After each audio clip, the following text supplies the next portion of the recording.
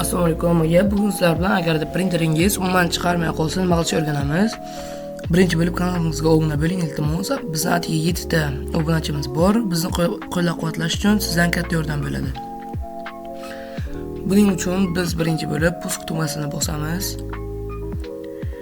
Va pusk tugmasini bosgandan keyin parametrini topamiz. Parametrga kirgandan keyin Bluetooth устройство tugmasini bosamiz va bu yerga kirib printerni topamiz. Printerga kirganimizdan so'ng o'zimizning printerimizni topib olamiz va u bo'limga kiramiz. Meni printerim Epson L210 va bu yerga kirib olgandan keyin eng pastdagi tugmani bosamiz. Дополнительный настройка tugmasini. Va yana bo'lim chiqadi. Bu yerdan ham o'zimizning printerimizni topib olamiz. Va mishkani chap tomonini bosib, настройка pechati tugmasini bosamiz. Bosganimizdan so'ng oxirgisiga bosamiz, servis tugmasiga va bu yerda tepada turgan eng birinchi tugmani bossak, bizga namunaviy qog'ozni chiqarib beradi.